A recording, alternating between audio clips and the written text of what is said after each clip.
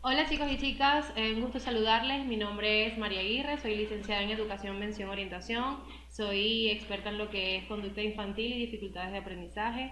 El día de hoy me complace mucho compartir con ustedes un poco de esto que es tan sensible y que esto es importante conocer, sobre todo para la vocación y la elección vocacional que ustedes tomaron la decisión y el trabajo con niños a diario, porque muchas veces trabajamos con niños que no se escapan de los parámetros de la normalidad, pero sin embargo a veces nos tocan situaciones difíciles de enfrentar en donde tenemos un niño hostil, un niño con conductas disruptivas, un niño desatento, un niño que no aprende igual a los otros niños de su edad o que simplemente presenta alguna dificultad en alguna de las áreas de su vida y no sabemos cómo abordar esta situación.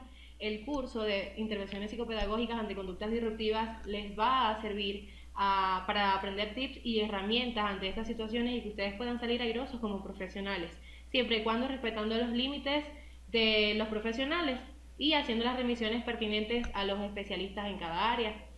Les agradezco mucho a aquellas personas que nos pudieron acompañar en la bienvenida y a aquellos que no, que estuvieron a través y muy al pendiente de nosotros a través del Facebook Live, también agradecerles. Aquellas personas que no nos pudieron acompañar ni en la bienvenida ni en el Facebook Live y que están hoy de igual manera compartiendo con nosotros en nuestro curso, también agradecerles porque estoy segura que están sumamente dispuestos, comprometidos y responsables al cumplimiento de todos los encuentros y de todos los deberes que vamos a tener en este curso. Así que les damos la más cordial bienvenida y aprender todo lo que se pueda, tanto yo de ustedes como ustedes de mí. Hola chicos y chicas, muy buenas tardes. Como les decía en la introducción, en este curso vamos a aprender muchísimas cosas que les van a ser muy funcionales para lo que es su trabajo en aula con los niños y las edades comprendidas que ustedes van a manejar.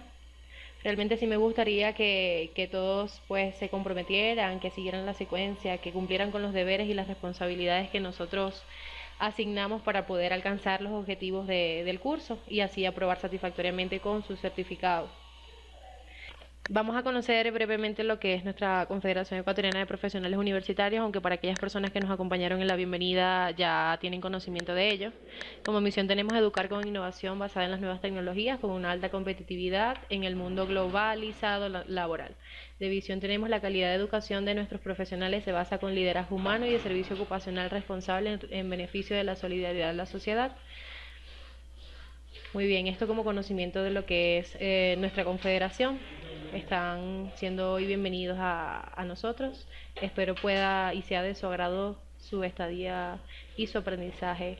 Realmente somos una confederación que va creciendo, va ampliándose y ustedes son uno de los primeros beneficiados en ese crecimiento.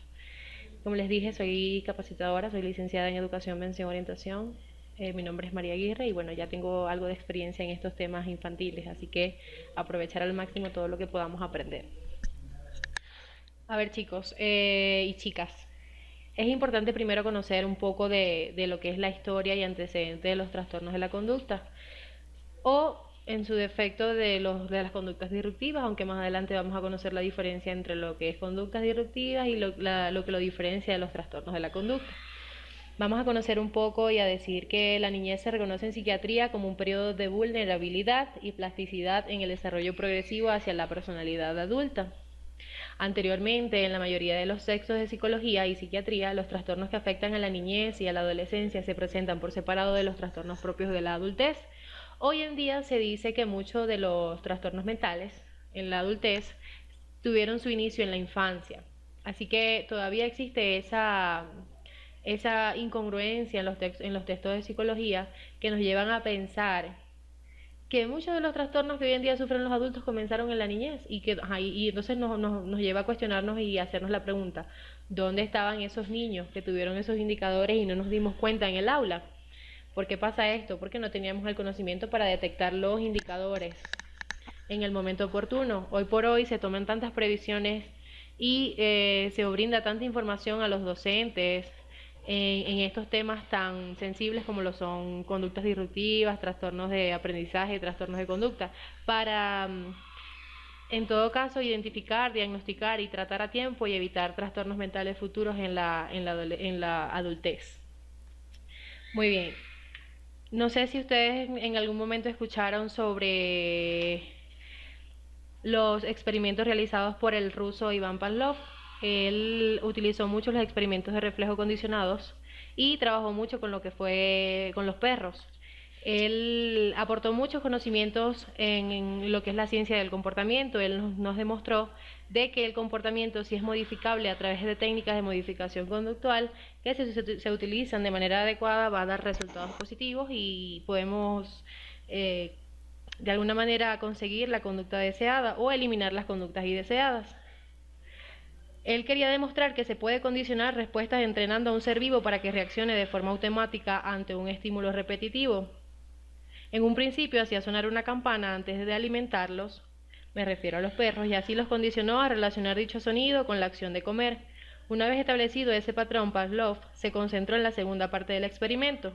Al hacer sonar la campana detectó la secreción de la saliva y jugos gástricos, y aquí vino la crueldad de su experimento, ya que abrió dos pequeños orificios en la zona abdominal de los canes para hacer una observación y recolección inmediata de la muestra.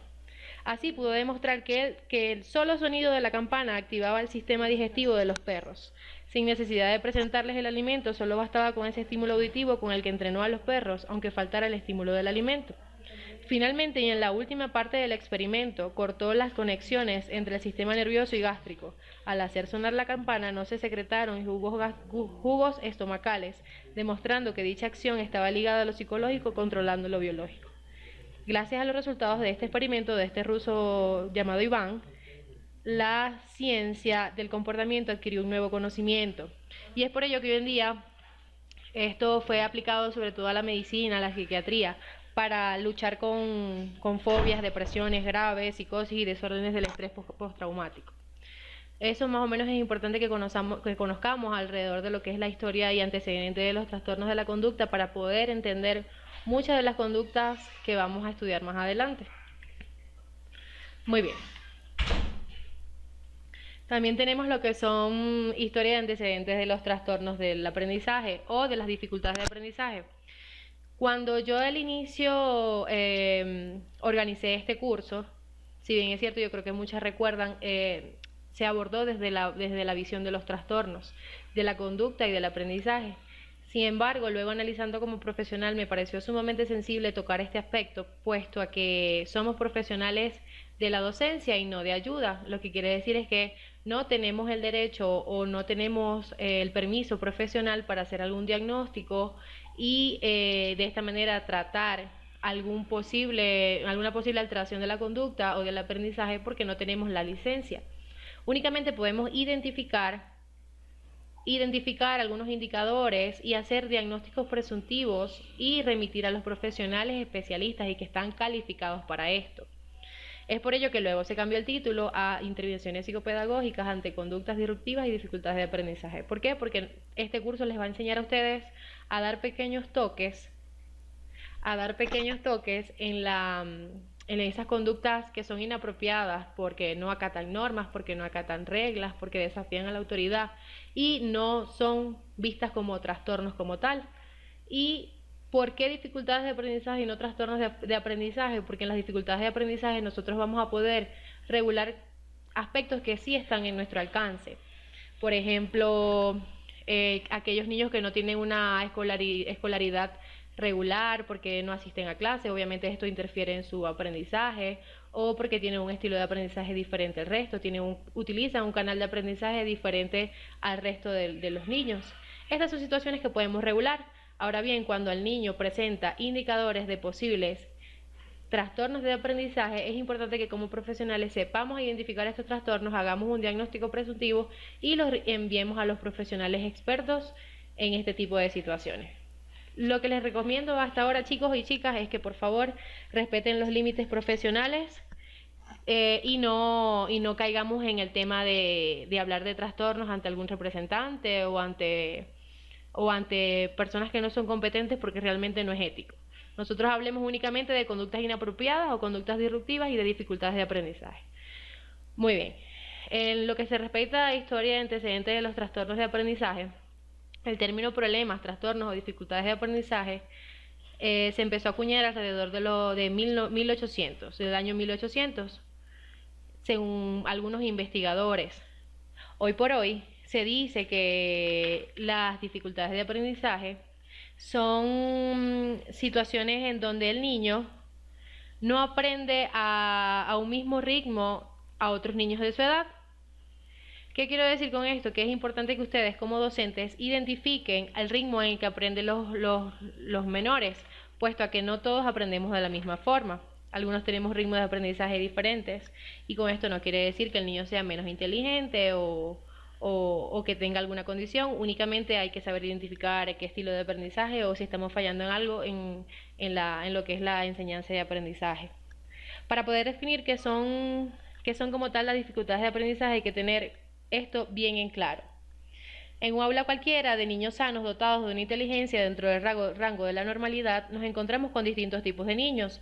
Están los niños brillantes que aprenden y asimilan los conceptos rápidamente y con facilidad, los normales que aprenden al ritmo esperado y con las dificultades típicas. Están los niños a los que aprender y asimilar los conceptos les supone una mayor dificultad que a los demás, pero con un mínimo de esfuerzo o tiempo suplementarios llegan a superarlo sin problema. Y finalmente están los niños con TEA. Los niños con TEA son los niños con trastornos de aprendizaje, que es a lo que les venía comentando. Estos últimos son pacientes que presentan problemas persistentes y graves para asimilar determinados conceptos académicos. La definición más utilizada de trastornos del aprendizaje es la incapacidad persistente, inesperada y específica para adquirir de forma eficiente determinadas habilidades académicas. Muy bien, ya sea la lectura, la escritura, el cálculo, el dibujo, etc., que ocurren a pesar de que el niño tenga una inteligencia normal, siga una escolaridad adecuada y su entorno sociocultural sea favorable. Esta última definición que les acabo de dar corresponde a un trastorno de aprendizaje. Les repito, aun cuando todas las situaciones estén dadas para que el niño aprenda bien, no aprende. Por ejemplo, tiene una inteligencia normal, su escolaridad es adecuada y su entorno sociocultural es favorable, es decir, familia les apoya, papá y mamá están allí, los hermanos le apoyan, todas las condiciones están dadas y el niño igual no aprende o no aprende al mismo ritmo de los demás. Esto es en el caso de los trastornos. Cuando es una dificultad de aprendizaje es que probablemente alguna de esas situaciones esté fallando y nosotros como profesionales de la docencia podemos intervenir allí porque sí es nuestra competencia laboral. ¿Ok? Muy bien. ¿Qué son trastornos de la conducta? Los trastornos de la conducta engloban muchísimos aspectos que de igual manera son sensibles y son muy delicados de abordar. Es por ello que antes de conocer qué es un trastorno de la conducta es necesario que nosotros sepamos qué son conductas disruptivas. Una conducta disruptiva es una conducta incluso con la que vamos a lidiar muy frecuentemente en las aulas de clase. Una conducta disruptiva o por decirlo, una conducta inapropiada en la infancia y en la adolescencia engloba un conjunto de conductas que implican oposición a las normas sociales y a los avisos de la figura de autoridad, cuya consecuencia más destacada es el fastidio o la perturbación, más o menos crónica, de la convivencia con otras personas, compañeros, padres, profesores y personas desconocidas. Una conducta disruptiva la vamos a tener a diario con aquellos niños que son molestosos, aquellos niños que agreden al compañero que tienen al lado, aquellos niños que interrumpen cuando nosotros los docentes estamos impartiendo alguna clase, aquellos niños que no están tranquilos sentados en su asiento, aquellos niños que no esperan a que el docente termine de hablar para pedir una opinión, una sugerencia o aclarar alguna duda. En fin, ese tipo de conductas que, si bien es cierto, son muy frecuentes, no deben diagnosticarse como algún trastorno de conducta. ¿Por qué? Porque el DSM-5, que es el diagnóstico de salud mental, el último que salió, y bueno, todos los DSM indican que para diagnosticar un trastorno, en este caso de conducta, se debe medir el nivel de persistencia y la durabilidad en el tiempo de esa conducta que estamos observando que no parece normal o acorde a su edad. Entonces, tenemos que saber identificar cuándo es una conducta disruptiva y cuándo es un trastorno de la conducta. Esa conducta disruptiva, si no se trata a tiempo, si no se utiliza alguna técnica de modificación conductual o si simplemente no se atiende con algunas tips, algunas herramientas, puede llegar a convertirse en un trastorno de conducta. Es por ello que este curso les va a enseñar a identificar estos indicadores. Muy bien. Vamos a conocer en esta primera clase pero brevemente, lo que son los tipos de trastorno de conducta. Tenemos el trastorno por déficit de atención con o sin hiperactividad, que es el TDAH. Es uno de los trastornos más estudiados hoy en día por la polémica que ha causado en nuestros tiempos, porque se ha considerado uno de los trastornos más famosos en nuestra era, en donde hoy en día un niño que se porta mal, que no hace caso, que no acata normas, que no está tranquilo, o que simplemente tiene un nivel de atención un poco más bajo que el de los demás, entonces ya es un niño que es diagnosticado con TDAH y es etiquetado como tal. De hecho, hasta medicado, muchos niveles de TDAH altos son medicados, en donde se les regulan la función cerebral, se le equilibra para que los niveles de hiperactividad bajen y de esta manera el niño se convierte en un paciente clínico, cuando en realidad el diagnóstico o el estudio del caso, la atención del caso, el abordaje del caso era otro. ¿Por qué? Porque el niño lo que presentaba era conducta inapropiada, el niño se le podía corregir una conducta con alguna técnica de modificación conductual y el niño recibió un diagnóstico errado. Eso brevemente, pero más adelante en las próximas clases vamos a ver muy detenidamente este trastorno, porque definitivamente sé que se van a encontrar con este tipo de situaciones. También tenemos los trastornos generalizados del desarrollo y del espectro autista. También es sumamente que los conozcamos, sin embargo, digo que los conozcamos, pero que no tratemos de abordarlos o de hacer juicios de valor en relación a esto, porque es sumamente sensible y para eso están los especialistas en el caso. Sabemos que existen diferentes tipos de niveles de autismo, el nivel leve, el nivel moderado y el nivel alto o avanzado. De acuerdo a esto también el funcionamiento de cada niño dentro del aula. Tenemos también los trastornos del habla y del lenguaje, que también los vamos a abordar: el trastorno de ansiedad, el mutismo selectivo, trastornos por estrés postraumático, trastornos por enfermedad psicosomática, trastornos afectivos del estado de ánimo, trastornos reactivos de la vinculación. Están también los trastornos de aprendizaje, que también los vamos a abordar más a profundidad a medida que vayamos avanzando. El trastorno por tics, trastornos psicóticos y esquizofrenia infantil, trastornos de la eliminación, trastornos del sueño, trastornos disocial, y uno de los trastornos que, al igual el TDAH, también está causando mucho furor hoy en día, que es el trastorno negativista desafiante, los que se llaman TND. Es uno de los trastornos también que hay que cuidar y hay que saber, a través de informarse continuamente, cuáles son los indicadores y cuál es la durabilidad en el tiempo, para poder decir que estamos posiblemente frente a eso o estamos frente a eso. Porque un niño ahorita que se opone a las normas y que es rebelde, entonces ya es un niño TND, o sea, tiene el trastorno negativista desafiante, cuando en realidad es un niño rebelde que se puede de igual manera corregir con algunas técnicas que podamos aplicar. Brevemente, entre las dificultades de aprendizaje, que si no las abordamos a tiempo pueden convertirse en trastornos de aprendizaje, tenemos dislexia, tenemos las discalculias, tenemos trastorno del aprendizaje no verbal, tenemos el TDAH de igual manera, que también interfiere en nuestro aprendizaje. Vamos a dejar esto para la segunda clase. Muy bien, quiero finalizar esto indicando que este curso se pensó en abordar la conducta infantil y las dificultades de aprendizaje. ¿Por qué? Porque son temas que no pueden estar aislados.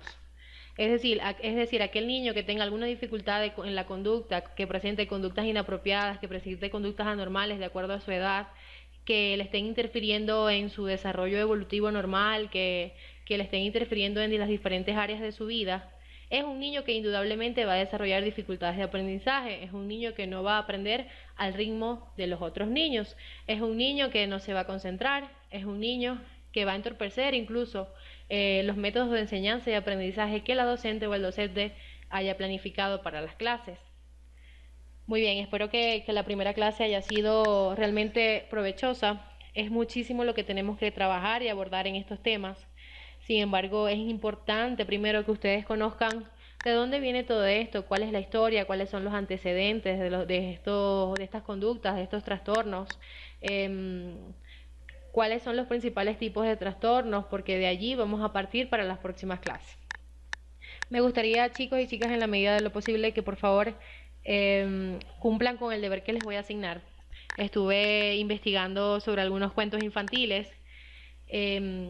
Di con alguno que fue sumamente interesante y que deja una gran reflexión. Allí en el deber que les voy a dejar en la página, ustedes deben leer ese cuento, es un cuento muy breve y una vez que lo lean me van a responder las dos cuestionantes que les dejo allí. Es un cuento sumamente interesante, incluso la reflexión no solamente, porque es un cuento para corregir o modificar la conducta infantil. Sin embargo, cuando lo leí, realmente también deja una gran moraleja para todos los adultos. Así que les invito a leer el cuento, los voy a bajar acá a la plataforma y a responder las dos cuestionantes. Ese va a ser el primer deber. ¿Ok? Para la segunda clase vamos a ver un poco más desarrollado los tipos de trastornos de aprendizaje, los tipos de dificultades de aprendizaje, los tipos de trastornos de la conducta. Vamos a ir conociendo las características incluso de estos trastornos y vamos a ir relacionando y haciendo debates al respecto. Muchísimas gracias, espero de verdad les haya servido mucho esta primera clase y nos vemos pronto. Ya recuerden el deber, allí mismo conjuntamente con bajar el deber también les voy a dejar las fechas límites para poder entregar el deber y estamos en contacto. Recuerden además que también estamos por los grupos de WhatsApp, por las llamadas telefónicas, por el Facebook incluso. Hay que aprovechar todas las redes sociales, todos los medios de difusión para poder hacer este curso lo más exitoso posible.